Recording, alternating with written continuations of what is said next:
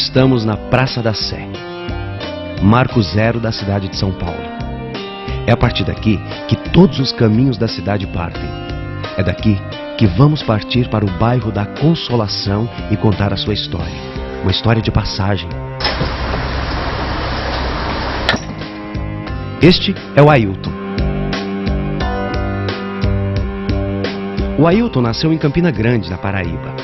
Veio para cá com 18 anos e há 10 anos é cobrador de ônibus. O Ailton é um migrante. Migrante é uma pessoa que deixa seu local de origem e busca a sorte em outro lugar. Busca a realização de um sonho. Nesse caso, ele buscou São Paulo.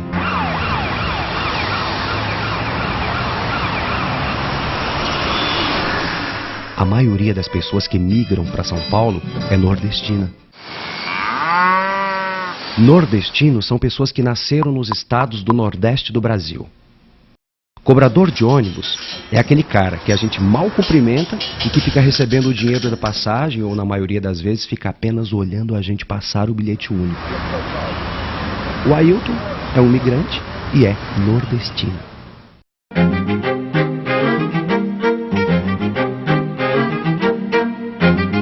Ônibus é um carro grandão que leva a gente aonde a gente precisa ir. Quer dizer, ele está sempre de passagem em algum lugar. Lembre dessa palavra, passagem. E é o Lorival, o motorista, e o Ailton, o cobrador, que sempre estão nessas ruas. Vamos aproveitar o trajeto do ônibus para conhecer melhor a história de São Paulo e o que ela tem a ver com a história do bairro da Consolação. Ailton, você conhece a história da cidade de São Paulo? Vamos pegar uma carona e ver o que a gente aprende. A Praça da Sé é mais conhecida pela sua enorme igreja, metrô e pelo trânsito frenético de carros e pessoas. Seja dado a conhecer sobre os 4 cantos da terra. Ah, esse aqui é o pátio do colégio. A história da nossa cidade começa aqui.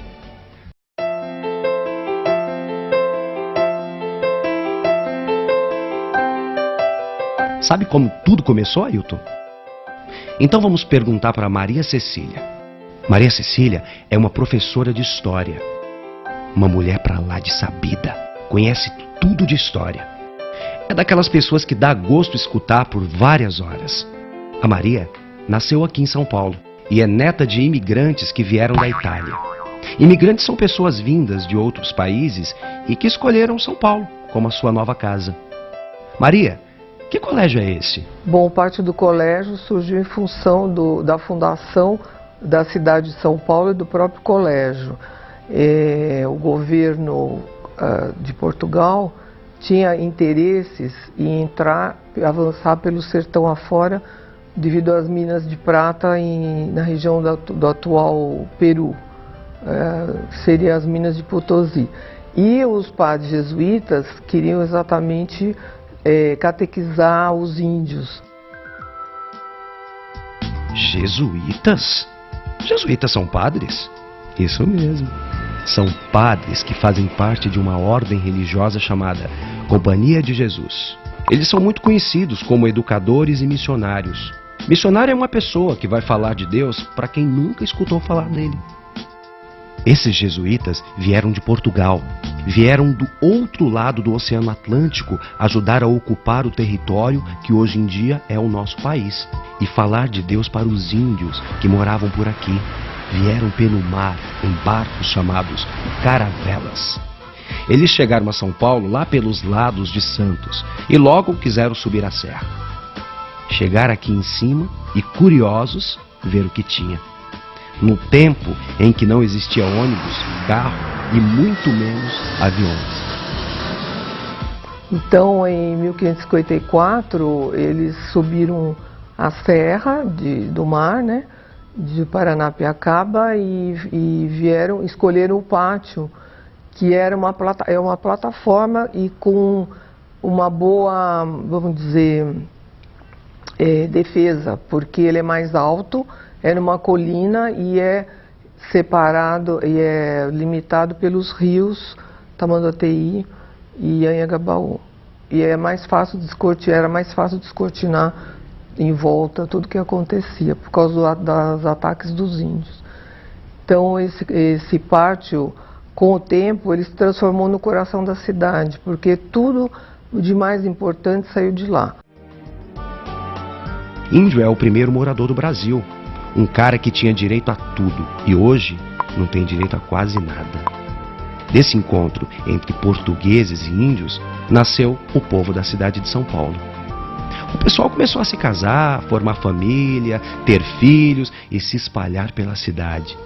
Desde o início, a miscigenação foi uma marca forte da nossa cidade. Miscigenação é o cruzamento de raças.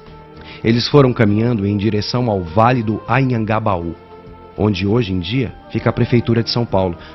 Aquele prédio alto, que se você olhar bem vai perceber que tem um jardim bem lá em cima. Naquela época, nem havia o viaduto do chá.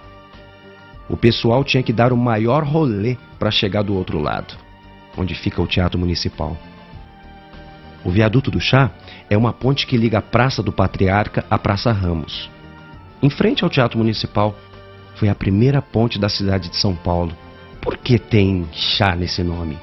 Dizem que já naquela época existiam camelôs vendendo chá por lá.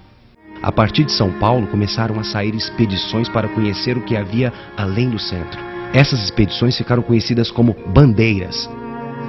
Não, calma lá. Não é essa bandeira, não. Bandeiras são as expedições que os portugueses, com a ajuda dos índios, faziam para desbravar o interior do território paulista. E os homens que faziam parte das bandeiras chamavam-se bandeirantes.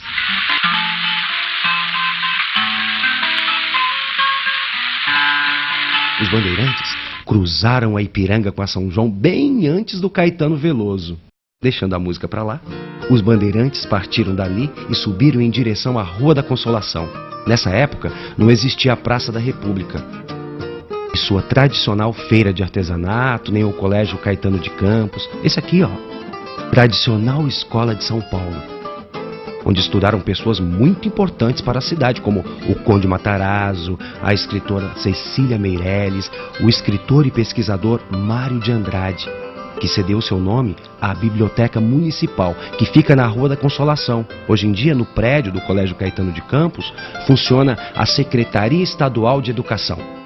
Naquela época também não existia o edifício Copan, um marco da cidade de São Paulo. Foi construído pelo arquiteto Oscar Niemeyer, o mesmo que projetou Brasília.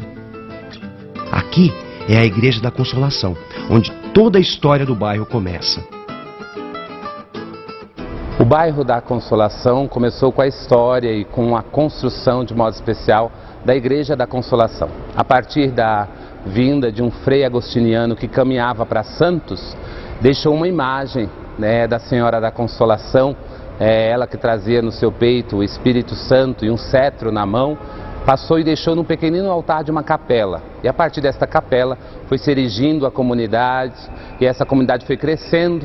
Depois de um tempo da primeira capela, essa capela foi demolida e foi necessário, porque o número de fiéis aumentava cada vez mais, a cidade, de modo especial o bairro, foi crescendo, e aí foi construída uma segunda edificação.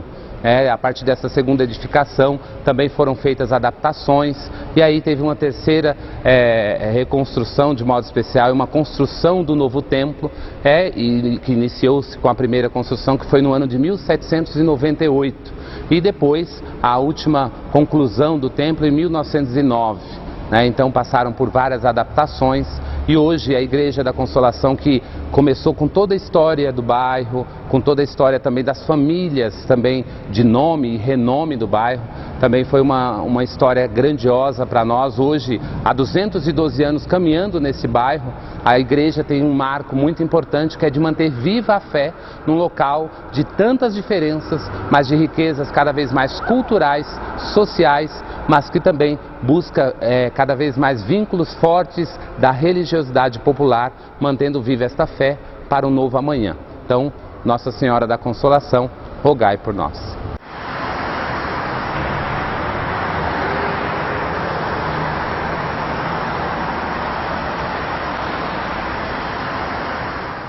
falando um pouco da história da Consolação, mas de modo especial de todos os aspectos culturais e artísticos da nossa igreja. A igreja tem torres de 75 metros de altura, tem inúmeros vitrais que estão bem conservados também, vitrais que vieram de várias partes do mundo, vieram aqui para a nossa paróquia. Também, de modo especial, nós ressaltamos a Capela do Santíssimo Sacramento, onde nós temos 6 telas de Benedito Calixto, pintada em 1908. E essas telas são ricas e que são uma cultura também.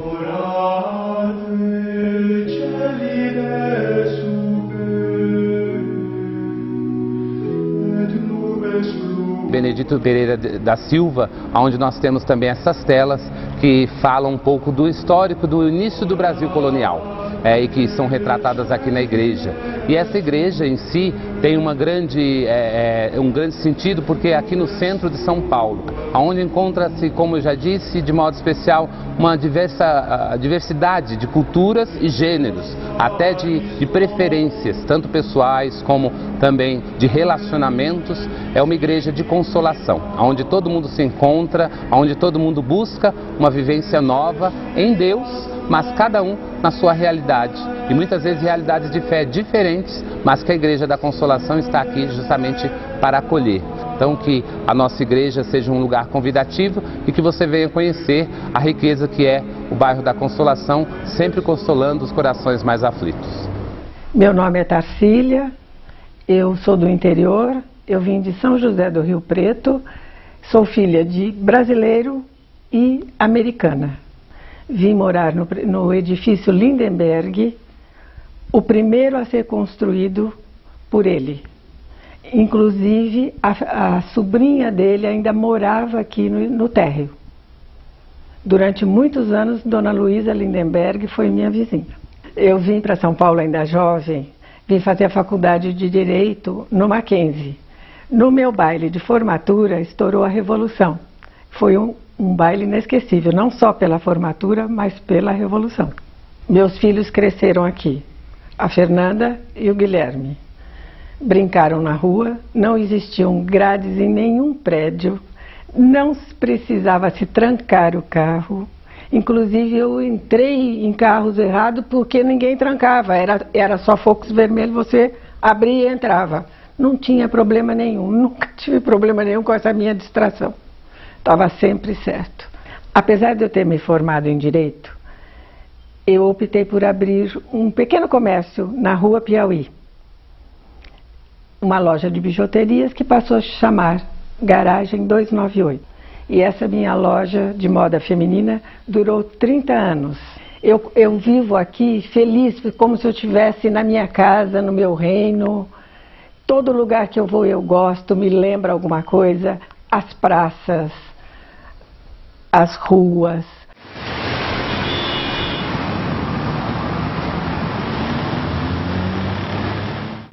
Eu acho que o bairro da Consolação é um bairro invicto. A meu ver, tem uma cidadania formidável. O pessoal de lá, os moradores, porque a questão de uns 15, 20 anos atrás, essa mania de São Paulo tem de mudar nome. Então ele desmorona todas as nossas raízes, toda a nossa história. E tentaram mudar o nome da Rua da Consolação, se não me engano é o nome do poeta Carlos Drummond de Andrade, uma coisa assim, um desses poetas. O povo chegou lá, arrancou a placa e colocou uma bela de uma faixa. Esta é e será sempre a Rua da Consolação. A Rua da Consolação servia de passagem para quem ia para o interior paulista, entre eles os bandeirantes e os tropeiros. Tropeiros eram os carreteiros daquela época. Transportavam mercadorias no lombo das mulas, da capital para o interior e do interior para a capital. A população aumentou e o terreno das igrejas já eram pequenos para continuar enterrando os moradores. Era preciso construir um lugar específico, um cemitério. Cemitério é o lugar onde são enterrados os mortos. Na maioria dos casos, os cemitérios são lugares de prática religiosa. Eles escolheram um local bem distante para isso, a Rua da Consolação, um pouco acima do Mackenzie, para quem sobe em direção à Paulista. Essa mesma rua hoje serve de passagem para várias outras pessoas, entre elas a Laima Mesgraves. Laima nasceu em Nova Odessa e veio estudar em São Paulo. É porque as pessoas eram enterradas no passado dentro das igrejas. Desde o tempo da invasão dos bárbaros, ficou aquela ideia que o mundo de fora era um mundo de horror e cheio de demônios. Então, durante 1000 e tantos anos, as pessoas foram enterradas dentro da igreja. A própria igreja queria já acabar com esse negócio, mas não conseguia, porque a obsessão das pessoas é ser enterrada na igreja. Aí, quando começaram a aparecer as grandes epidemias, porque houve ajuntamento de gente nas cidades, então apareceu a epidemia de cólera, de peste, de não sei mais o que, das mais variadas epidemias, não dava mais, não cabia na igreja, entende? Então surgiu a ideia de fazer cemitérios. Então foi quando houve a ordem, em 1848, para fazer o cemitério. A pessoa que doou o terreno para a construção do cemitério da Consolação foi a Marquesa de Santos, que morava num palacete ali perto. O bairro de Consolação estava nascendo naquela época. A partir da Igreja da Consolação, toda aquela área estava crescendo. E ela abriu mão desse patrimônio e deu para fazer um cemitério. E o curioso é que depois, quando ela foi enterrada, não é? Ainda não era moda de fazer esses túmulos suntuosos. Então, por qualquer razão, a família fez um túmulo simples para ela.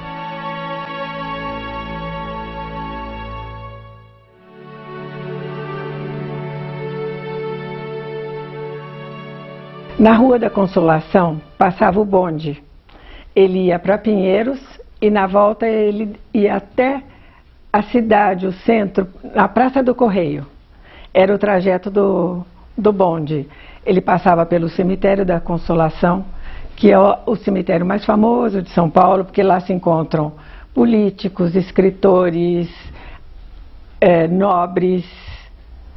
É um cemitério muito bonito, tem obras de artes quase em todos os túmulos. É muito bonito o cemitério.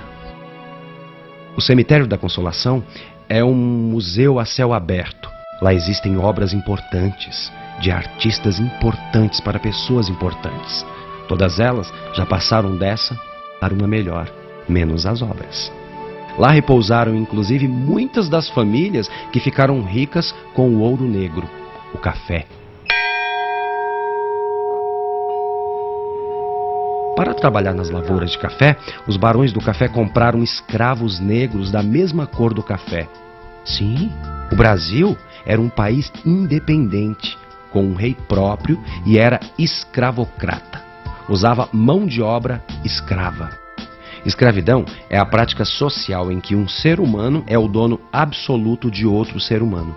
Um pouco antes da proclamação da República, o Brasil resolveu abolir a escravidão e, em seguida, abolir a monarquia. Os negros serviram de mão de obra para a lavoura, primeiro do açúcar, depois do café, mas como eles foram escasseando, e a partir de 1850 foi proibida a vinda de escravos, né? E então eles foi diminuindo e ao mesmo tempo a expansão da cafeicultura foi se alastrando, foi cada vez maior. E graças às terras roxas, que eram muito férteis para a cafeicultura, os fazendeiros de lá logo perceberam que eles não iam ter mão de obra se eles não começassem a importar, a incentivar a imigração e ter mão de obra assalariada, que foi aí que eles começaram a receber, principalmente a partir de 1877, começaram a chegar os imigrantes europeus em sua maioria. Uma boa parte de italianos, mas a maioria europeus, né? Começaram a chegar em 1877. Até 1914 chegaram mais de 1.700.000. República, além de dar nome à praça, é a forma de governo, onde o representante popular é chamado de presidente e é eleito pelo povo. Agora, um presidente comandava o país e não mais um rei. E quem ia agora trabalhar nas lavouras de café? Os negros recém-libertados? Não, os imigrantes. Na sua maioria, imigrantes italianos, como o Conde Matarazzo.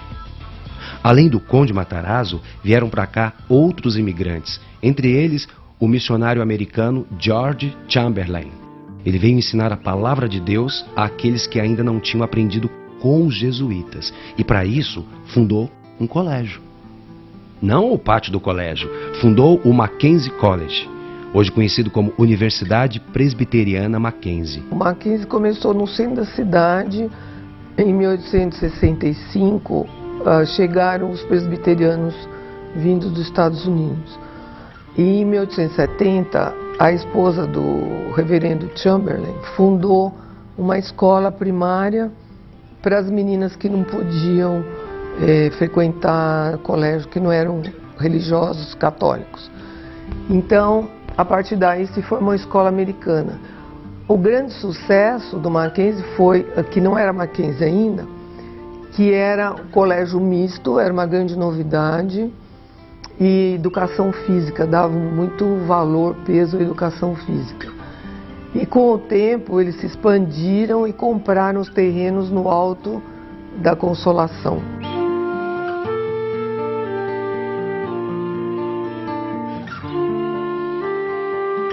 Mackenzie, onde Tatiana Belink estudou. A Tatiana é uma escritora de livros infantis. Nasceu em Riga, na Letônia, e veio para São Paulo com 10 anos de idade. Ainda criança, morou na Consolação e viveu por lá até a sua vida adulta. A Tatiana é uma imigrante.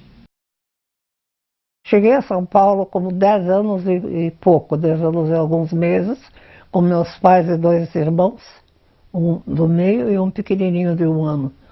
Ficamos lá, minha mãe trabalhando já como dentista, e em São Paulo, uma outra cidade completamente diferente do que eu conhecia, e com coisas que eu nunca tinha visto, como para começar os túneis, etc., para subir para São Paulo, né?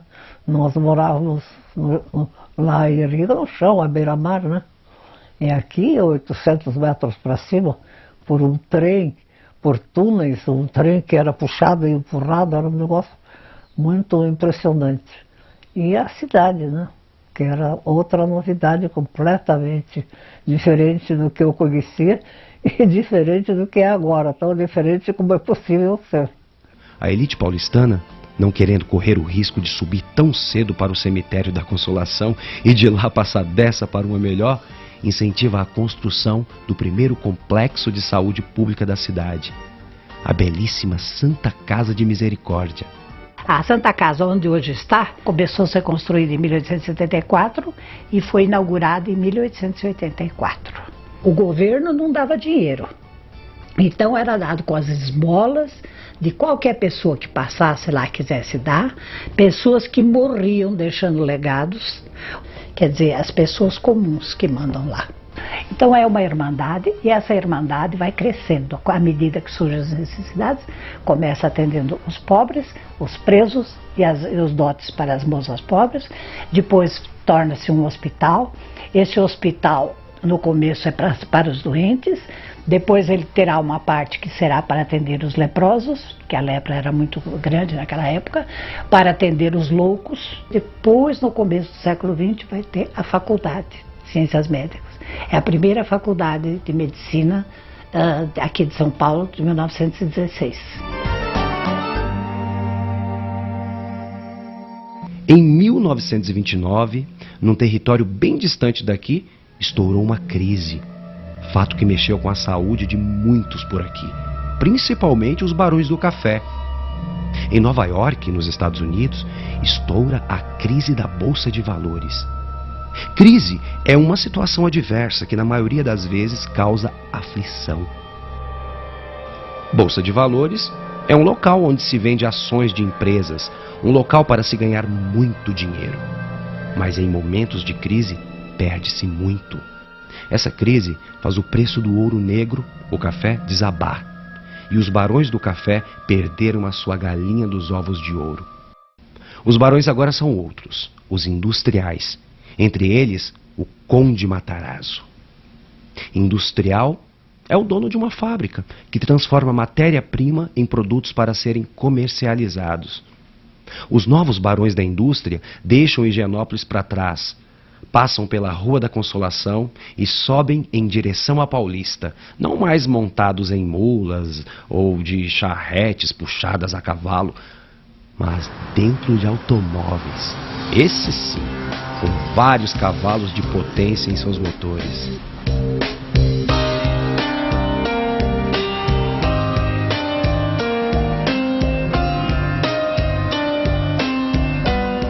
A Rua da Consolação e seu cemitério ficam para trás.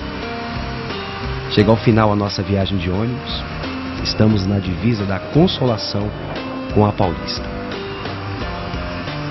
A Rua da Consolação segue em direção aos Jardins, assim como a cidade que não parou mais de crescer.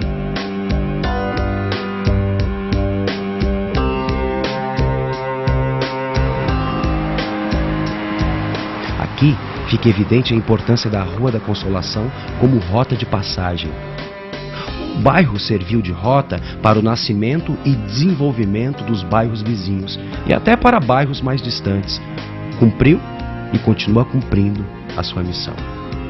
É interessante perceber depois dessa viagem que o bairro da Consolação preservou os dois pilares fincados aqui pelos jesuítas, a fé e a educação.